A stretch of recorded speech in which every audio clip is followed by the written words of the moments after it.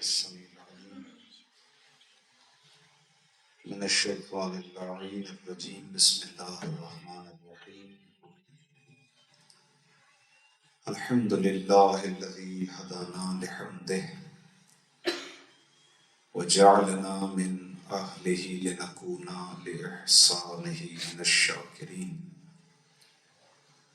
وليجزينا على ذلك جزاء المحسنين. صلى الله على سيد المرسلين خاتم النبيين أبي القاسم محمد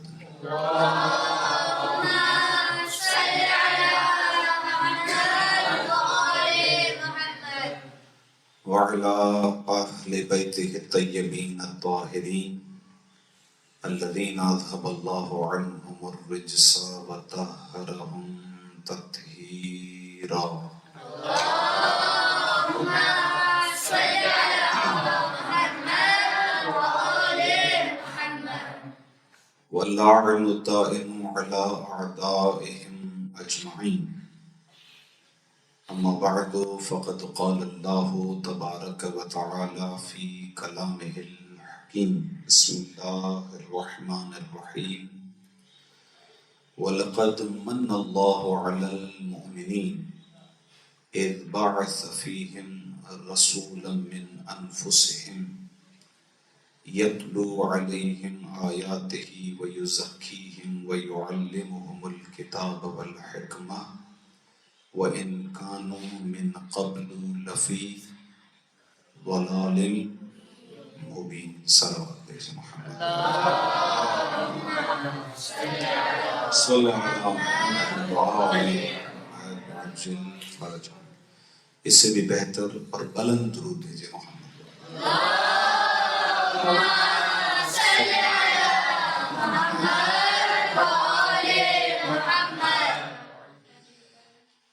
آج کی یہ نشست کل کی مناسبت سے، جو کل آنے والی مناسبت ہے 27 رجب المرجب، کہ جو عید مبعث کے نام سے مشہور ہے. عید بعثت یا عید مبعث. یہاں پر بعثت اور مبعث کا ایک ہی معنی ہے. اس مختصر سی نشست کے اندر آپ کی خدمت میں آج کی رات کی مناسبت سے اور کل کے دن کی مناسبت سے اور آخر میں مختصراً 28 رجب کی مناسبت سے ذکر مسائل پیش ہوگا. آپ کی توجہ ضروری ہے، اس لیے کہ میں کوشش یہ کروں گا کہ کسی تفصیل میں یا کسی وضاحت میں جائے بغیر ائمہ معصومین علیہ السلام کے کلمات کی روشنی میں ان دو مناسبتوں کو آپ کی خدمت میں پیش کیا جائے. پہلی والی مناسبت یعنی عید مبعث،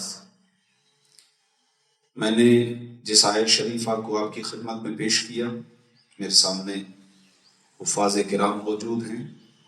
سورہ مبارک آل عمران کی آیت نمبر ماشاءاللہ 164 ہے غالباً. صحیح یا 5 ہے؟ 4 ہے. صحیح.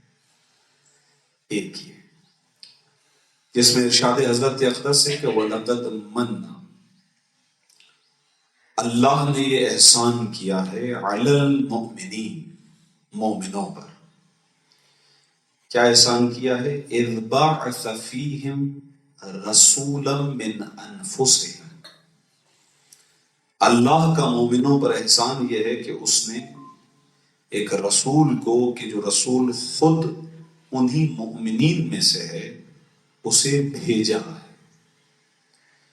بعثا کا مطلب ہوتا ہے کسی کام پر ابھارنا، کسی کام کے لیے اٹھانا، کسی کام کی طرف بھیجنا.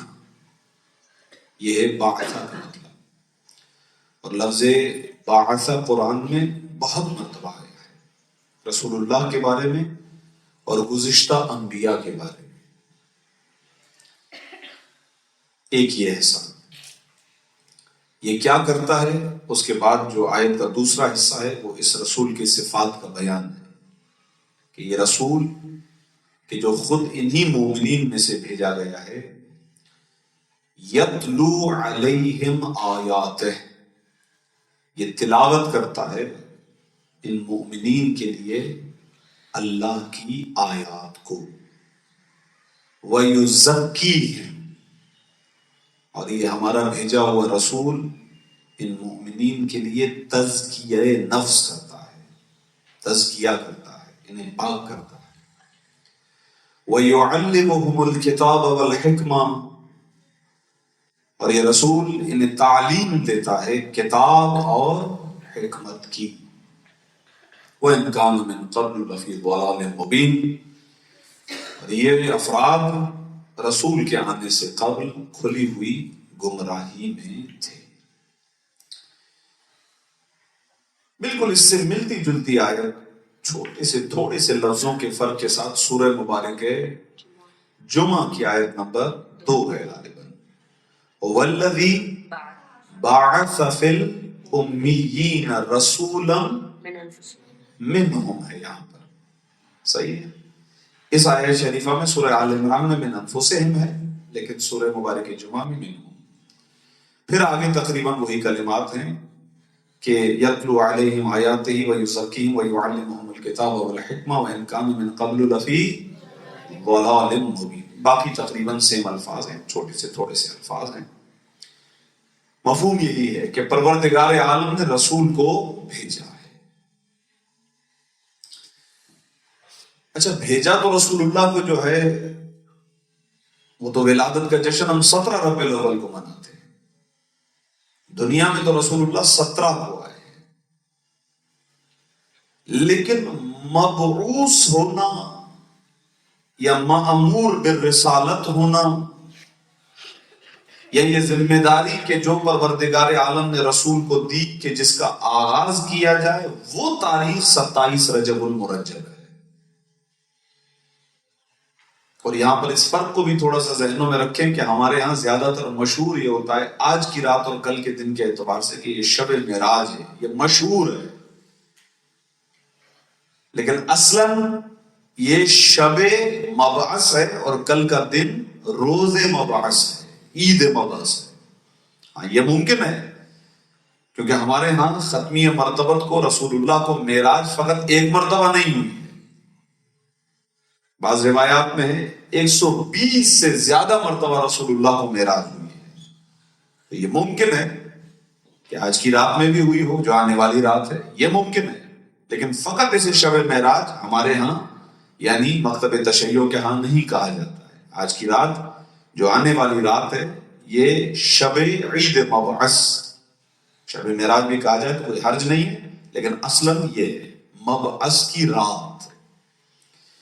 اب میں مختصر آپ کی خدمت میں تعارف پیش کیا. اب میں چاہتا ہوں کہ آپ کی خدمت میں چند ایک کلمات، اور یہ اس لیے تاکہ عملی طور پر ہم متوجہ ہو جائیں. عید کا دن تو ہے ہی کل کا دن، اور آج کی رات عید کی رات تو ہے ہی، لیکن جب بھی اس طرح کی کوئی عظیم مناسبت آتی ہے تو ہمیں اہل بیت علیہ الصلوۃ والسلام متوجہ کرتے ہیں عملی میدان کی طرف، جو قرآن بار بار کئی ایک مقامات پر کہتا ہے قُلْ اعْمَلُوا، ان سے کہو کہ عمل کریں.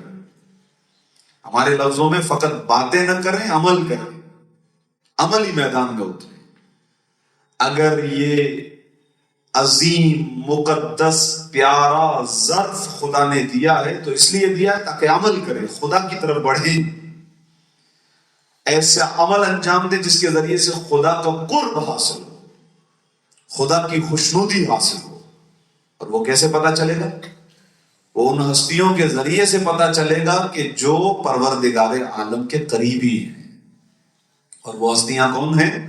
حضرات محمد و آل محمد علیہ السلام. صلوات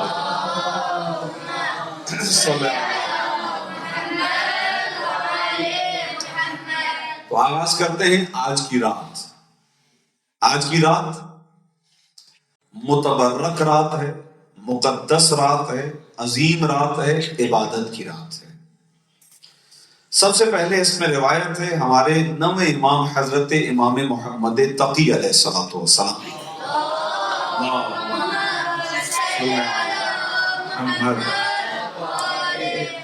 نہایت ہی خوبصورت روایت ہے جس میں امام علیہ الصلوۃ والسلام ارشاد فرماتے ہیں کہ یہ جو شب ہے ماہ رجب المرجب کی کئی ایک مناسبتیں، پورا مہینہ بڑا عظیم مہینہ ہے، لیکن امام فرماتے ہیں کہ اس مہینے کے اندر ایک ایسی رات ہے کہ جو ہر اس شے سے زیادہ فضیلت رکھتی ہے کہ جس پر سورج اپنی روشنی چمکاتا ہے۔ ہر اس چیز سے افضل ہے کہ جس پر سورج کی روشنی پڑے۔ اب آپ سوچتے رہیے گا کہ سورج کس کس چیز کو روشنی دیتا ہے۔ ہر اس چیز سے افضل ہے آج کی رات۔ اور پھر امام علیہ الصلوۃ والسلام فرماتے ہیں کہ ہمارے شیعوں میں سے، ہمارے چاہنے والوں میں سے، ہمارے پیروکاروں میں سے، ہمیں ماننے والوں میں سے جو بھی اس رات عمل کرے، جیسا کہ ابھی میں نے آغاز اسی بات سے کیا کہ آج کی رات عمل کی رات ہے، تو نویں امام فرماتے ہیں جو آج کی رات میں عمل کرے تو پروردگار عالم اسے 60 سال کی عبادت کا ثواب عطا فرماتا ہے۔ 60 سال کی، یعنی ایک رات کے اندر آپ 60 سال کی عبادت کا ثواب حاصل کر سکتے ہیں۔ تو ظاہر ہے کہ چاہنے والوں نے سوال کیا مولا وہ کیا طریقہ ہے اور وہ عمل کیا ہے، کرنا کیا ہے؟ تو امام علیہ الصلوۃ والسلام نے ایک نماز بتلائی ہے اور اس نماز کو پڑھنا ہے۔ اب جو اعمال ہیں ظاہر ہے کہ وہ اعمال اگر ابھی میں آپ کی خدمت میں تفصیل کے ساتھ بیان کروں گا تو یقیناً کچھ دیر کے بعد آپ بھول جائیں گے، اسی لیے میں چاہتا یہ ہوں کہ فقط اشارہ دوں اور پھر اس کے ساتھ میں آپ کی خدمت میں ریفرنس کوڈ کر دوں کہ آپ جا کر اس کتاب سے اس عمل کو اسی وقت پڑھیں جس وقت آپ کو وہ عمل انجام دینا ہے، تو آسانی رہے گی۔ اشارہ یہ ہے کہ یہ ایک نماز ہے اور امام نے طریقہ بھی بتایا کہ آپ ایسا کریں کہ نماز عشاء پڑھنے کے بعد سو جائیں۔ ویسے بھی آج کل تھوڑی سردی کی راتیں ہیں تو لمبی راتیں ہیں، تو ساری رات عبادت کرنا تھوڑا سا مشکل ہوگا، تو نماز عشاء پڑھیں، وقت پہ نماز کو ادا کریں، نماز عشاء پڑھنے کے بعد سو جائیں اور سونے کے بعد آدھی رات سے پہلے بیدار ہو جائیں، جاگ جائیں، اور پھر اس نماز کو شروع کریں۔ 12 رکعتی نماز ہے یہ، اور جب بھی مستحب نماز کا ذکر آئے گا تو یقیناً وہ 2 کر کے پڑھی جائے گی۔ 12 رکعت ایک ساتھ نہیں ہے، 2 کر کے پڑھیں گے، 6 نمازیں ہوں گی تو 12 رکعت ہو جائے گی۔ اب ان 12 رکعتوں کے اندر کیا پڑھنا ہے اور ان 12 رکعتوں کے بعد کیا پڑھنا ہے اور پھر اس کے بعد کیا دعا ہے، یہ ہے تفصیل۔ اس کے لیے آپ کو کیا کرنا ہے، ہر مومن کے گھر میں یہ کتاب ہوتی ہے اور ہونی چاہیے۔ اب آپ اس کو اپنے موبائل کے اندر بھی رکھ سکتے ہیں۔ کتاب کا نام ہے مفاتیح الجنان، شیخ عباس قمی علیہ الرحمہ کی کتاب ہے، دعاؤں کی کتاب ہے، بہت ہی خوبصورت کتاب ہے۔ 24 گھنٹے ہمیں کیسے گزارنے چاہیے، پورا ہفتہ کیسے گزارنا چاہیے، پورا سال کیسے گزارنا چاہیے، اہل بیت کیا چاہتے ہیں ہم سے، وہ آپ کو اس کتاب کے اندر مل جائے گا۔ تو یہ کتاب آپ کے ساتھ ہونی چاہیے، موبائل کی صورت میں یا کتاب کی صورت میں، جہاں نماز پڑھتے ہیں اس جگہ پر قرآن کے ساتھ، صحیفہ سجادیہ کے ساتھ، نہج البلاغہ کے ساتھ یہ کتاب ساتھ رہنی چاہیے۔ تو یہ ہو گئی بات عمل کے حوالے سے۔ اس کے بعد کیا کریں، دوسرا عمل جو روایت میں بیان کیا گیا ہے وہ ہے کہ اس رات اگر کوئی شخص اس نماز سے پہلے غسل کرنا چاہتا ہے، کیونکہ ہے روایات، تو اس غسل کو آپ انجام تو دیں گے لیکن اس غسل کے وقت نیت کریں گے رجائے مطلوبیت کی نیت۔ رجائے مطلوبیت کا مطلب یہ ہے کہ یہ غسل نماز پڑھنے اور اس طرح کی دیگر عبادتوں کو انجام دینے کے لیے کافی نہیں ہے، آپ کو وضو بھی کرنا پڑے گا۔ اور رجائے مطلوبیت کا دوسرا مطلب یہ ہے کہ ہم امید رکھتے ہیں پروردگار عالم سے کہ پروردگار ہمیں ثواب عطا فرماتا ہے، اور ہمارا یہ عقیدہ ہے کہ کوئی بھی امید رکھنے والا خدا کے دروازے سے خالی ہاتھ نہیں جاتا ہے۔ یقیناً غسل کا ثواب بھی ملے گا لیکن وضو بھی کرنا ہے تاکہ اس کے ذریعے سے آپ نمازوں کو پڑھ سکیں۔ پھر جب آپ نماز ختم کریں تو دعاؤں کو پڑھنے کے بعد آج کی رات کا افضل ترین عمل کیا ہے، زیارت امیر المؤمنین علی ابن ابی طالب علیہ الصلوۃ والسلام۔ اللہ صلی اللہ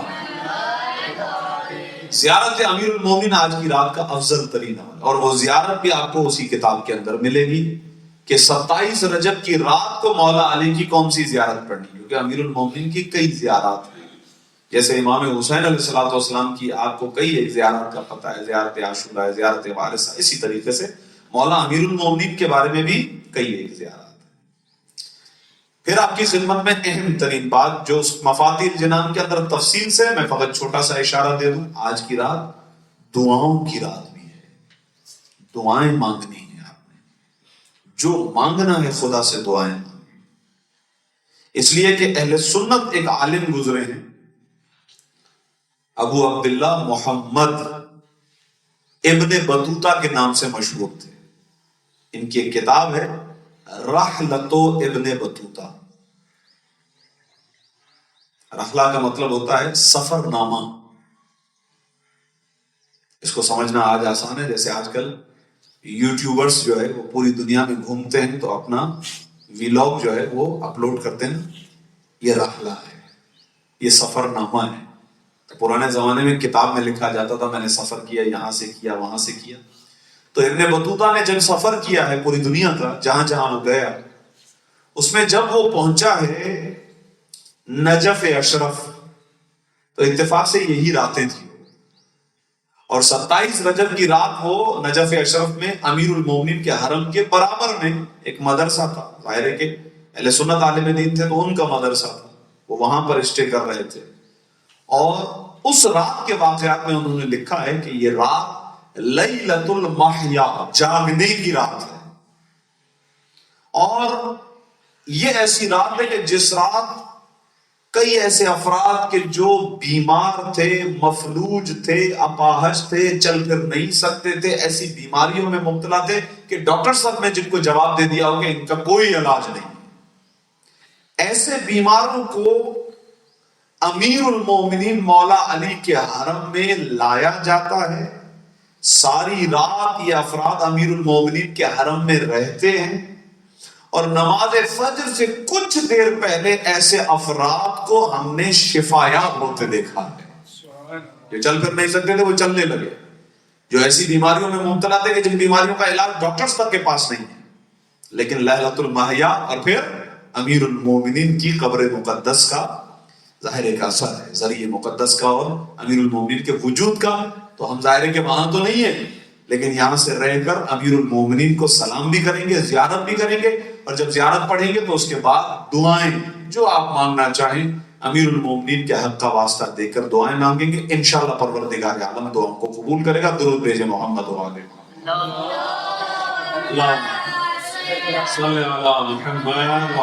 محمد۔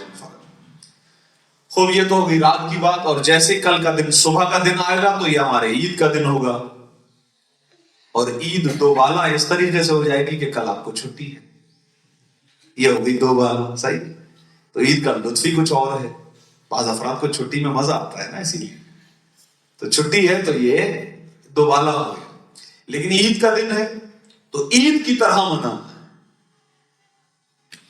ابن حسن ابن راشد یا اس طرح کر کے راوی کا نام ہے کہ جس نے چھٹے امام سے سوال کیا تھا کہ یہ جو عیدیں ہیں ان کے علاوہ بھی کوئی عید ہے، تو امام نے کہا ہاں، عید مبعث 27 رجب المرجب کا دن، یہ اکمل اور کامل عید ہے، امام فرماتے ہیں بڑی عید ہے، تو جس طرح آپ عید کو سیلیبریٹ کرتے ہیں اسی طریقے سے آپ کو سیلیبریٹ کرنا ہے کل کے دن کو۔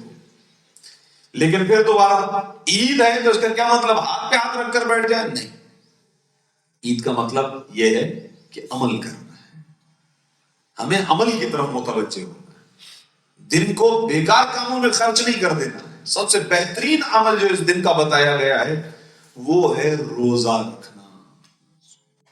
ہو سکتا ہے آپ کہیں گے عید کے دن تو ہم مٹھائیاں کھاتے ہیں، آپ روزے کی بات کر رہے ہیں، تو چلیں میں آپ کی خدمت میں امام معصوم کی روایت کے مطابق بیان کر دیتا ہوں۔ چھٹے امام نے فرمایا، امام فرماتے ہیں جو اس دن روزہ رکھے پروردگار عالم اسے 70 سال کی عبادت کا ثواب عطا فرماتا ہے۔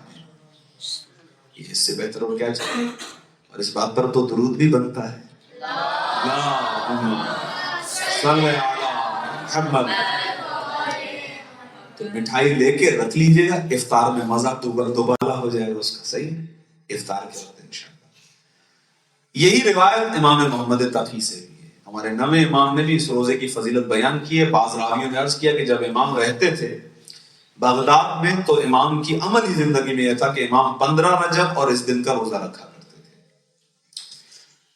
اچھا, چھٹے امام کی روایت کے مطابق امام سے پوچھا گیا کہ 27 رجب کے افضل ترین اعمال کیا ہیں. امام نے 2 بیان کیے. پہلا روزہ, دوسرا محمد و آل محمد پر زیادہ سے زیادہ صلوات بھیجنا, درود بھیجنا.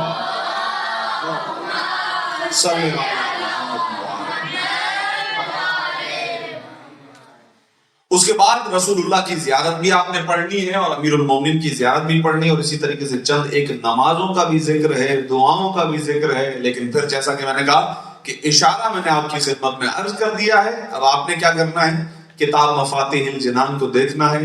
اس میں آپ دیکھیں گے تو 27 رجب کے اعمال ترتیب سے موجود ہوں گے, لیکن روزے کے بارے میں بہت زیادہ تاکید ہے, اسی لیے آپ کی خدمت میں روزے کا ثواب بھی بیان کیا گیا ہے. ایک چیز تھوڑا سا مختصر بیان کرتا ہوں اور اس کے بعد آپ کی زحمتیں تمام.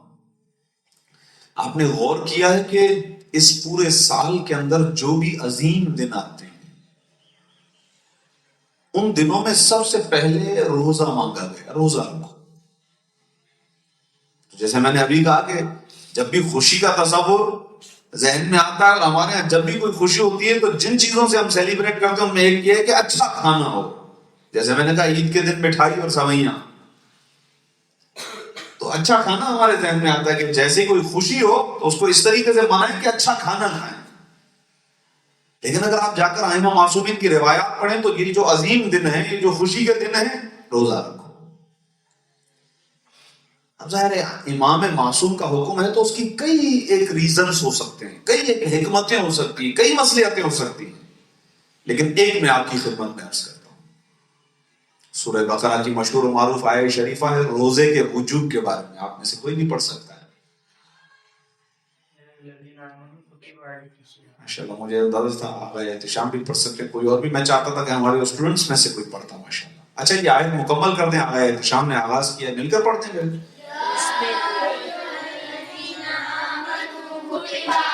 ماشاءاللہ.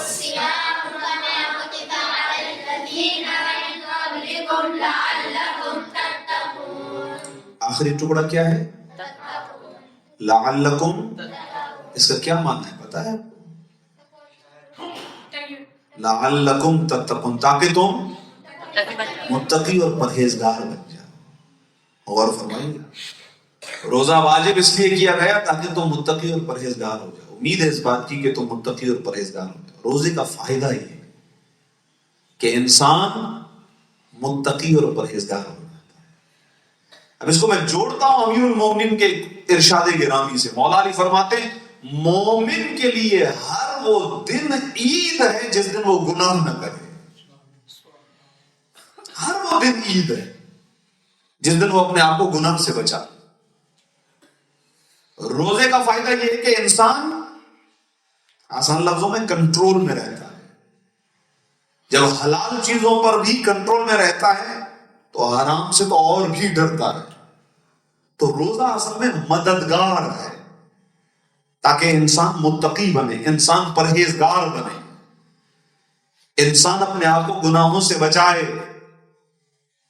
اور جو متقی ہوتا ہے پروردگار عالم اس کے لیے ارشاد فرماتا ہے ان اکرمکم عند اللہ اتقاکم, تم میں سب سے زیادہ خدا کے ہاں عزت دار وہی ہے جو سب سے زیادہ باتقوا ہے, جس کا تقوی زیادہ ہے, جو پرہیزگار رہتا ہے, جو گناہوں سے بچاتا اپنے آپ کو زیادہ ہے, اس کی عزت خدا کی نظر میں بہت زیادہ ہے.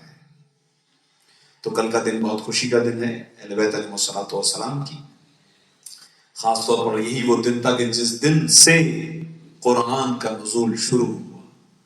اور قرآن کے نزول کی پہلی آیتیں کون سی ہیں؟ بسم اللہ ضرور پڑھا کریں. اس سے پہلے آپ نے تلاوت کی, بسم اللہ کی تلاوت نہیں کی.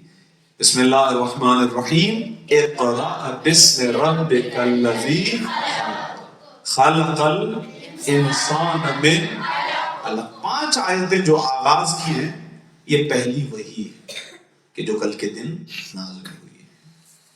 بہرحال ماہ رجب کی برکتیں ہیں، اور اگر آپ کے ذہن میں یہ روایت ہو تو ٹھیک، ورنہ میں اس کو پڑھ کے اپنی گفتگو کو آخری مرحلے پہ لے آؤں کہ سالم سے یہ روایت راوی ہیں جو امام کی خدمت میں پیش ہوئے، اور امام نے ان سے سوال کیا ماہ رجب کے تم نے روزے رکھے نہیں رکھے؟ کہا مولا ماہ رجب میں روزے رکھنے ہوتے ہیں، مجھے تو پتہ ہی نہیں تھا۔ مولا نے کہا تم نے اتنا ثواب جو ہے اپنا ظاہر کر دیا تمہیں اندازہ بھی نہیں ہے۔ کہا آپ کیا کروں؟